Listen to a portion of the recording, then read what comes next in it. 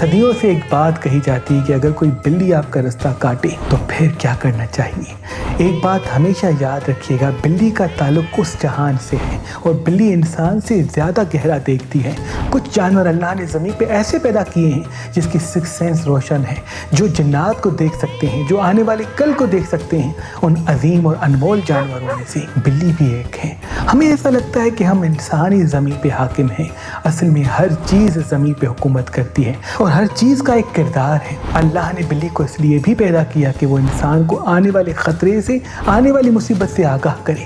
تبھی حضرت شاہ شمس تبریز سبزواری نے فرمایا، جب بھی آپ دیکھیں کہ کوئی بلی آپ کا راستہ کاٹ گئی ہے تو آپ فوراً رک جائیں، سورہ فلق و سورہ ناس خود پہ دم کر لیں، اللہ سے یہ دعا مانگیں کہ اے میرے اللہ، اگر یہ میرا سفر میرے لیے کامیاب نہیں تو کامیاب کر دے، اگر میں پریشانی اور مصیبت میں پریشان ہونے والا ہوں تو میرے اللہ مجھے اس مصیبت سے اپنی پناہ میں رکھ۔ جیسے یہ دعا مانگ کے آپ قدم بڑھائیں گے تو انشاءاللہ وہ مصیبت ٹل جائے گی۔